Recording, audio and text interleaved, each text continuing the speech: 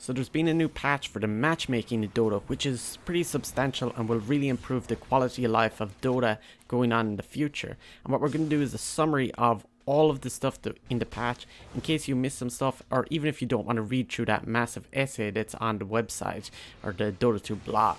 So first off, the biggest thing, if you have lower than 3000 behavioral score, you're going to be muted. That means no text chat, no voice chat, no pings, no chat wheel, and most importantly, no taunts. So those cosmetics that are taunts, you can't even use them either. This is really a discouragement for people who are toxic in the game, and the Valve, instead of banning you for a free-to-play game, you can just circumvent that by making a new account. So this idea of muting low behavioral score is really an encouragement for people to reform themselves, and they can unmute it if they become above 3000 in the future.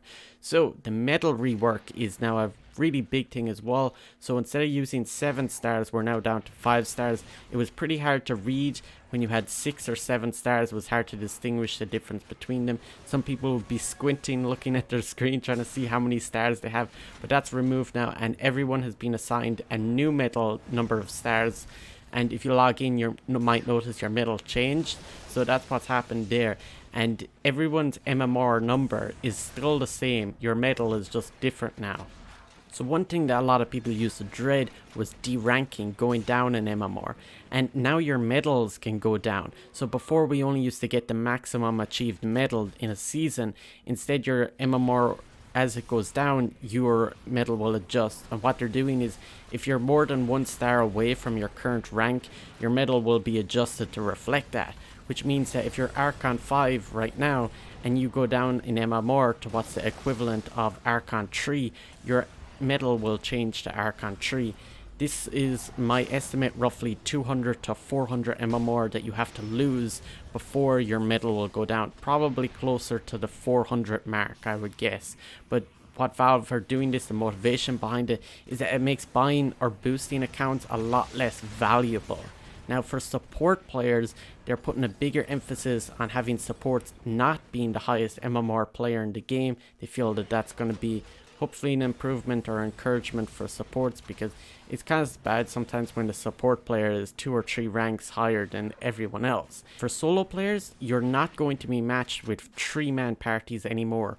Over the past couple of weeks, we've been matching like a 3-man party and a 2-man party on one team, and then the other team could be like 5 solos or 3 solos and a 2-man party on the other team, and that's really unfair. So the 3-man parties are now exclusively just going to be with other party members as well.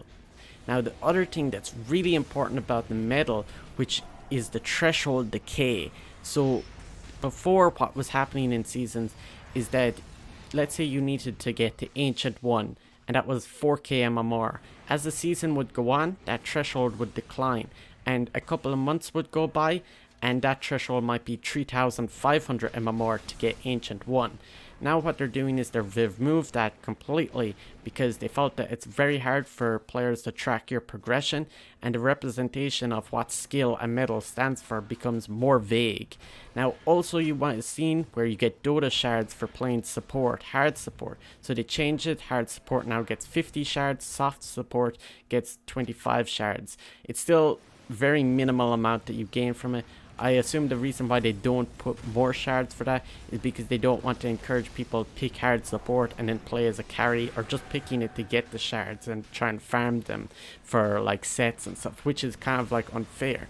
Now if you do play in a party, as I was saying with Party MMR, the maximum spread used to be 2800 MMR. Now the maximum spread is 2000 MMR, and they're even talking about that they might change it again in the future. Now when you finish your matches, there's now a new post-match screen, so it'll show the average and maximum queue times for players, and it'll also show the behavior score of matches or certain players. They didn't really specify exactly what it was. I haven't played a match yet, so you'll see some sort of difference of the post-match screen. And they're saying in a few days, maybe it'll be a week or two by the time it's in the game. They said whenever it's ready, Valve time, there'll be a survey to say determine your enjoyment of the match. So this was a feature back in Source 1 for people who remember it, and it'll probably come back in a very similar way. Now if you are a high MMR player in Divine or Immortal, there's some changes for this as well. For any party that includes a divine or a mortal player, every player in that party is now considered the same rank as the highest player in the party. So for example, if a divine 1 plays with their friends that are lower rank, let's say legends, the average party MMR for your team will be divine 1, and you'll be matched up against another party of that equivalent.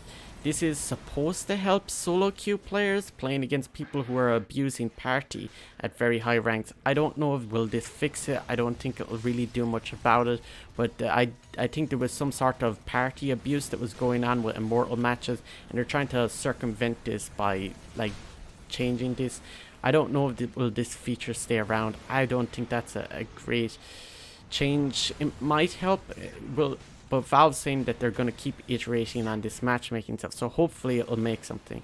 But one thing that's really interesting is the leaderboards. If you're a banned player, you'll no longer show up on the leaderboard, so it means that some people have shifted higher up on their ranks on the leaderboard. And finally, they end up saying that what they're working on next, or what's going to come in the future, they're working on the new player experience, and they're also improving Smurf detection. So they said that the new player experience thing seemingly looks like it'll be something pretty big, and maybe even they'll put a lot of effort into bringing new players into the game over the coming months, or maybe in the next year or so. So if you like this patch summary, make sure you drop a like, and also consider subscribing. There's a bunch of Dota videos on my channel.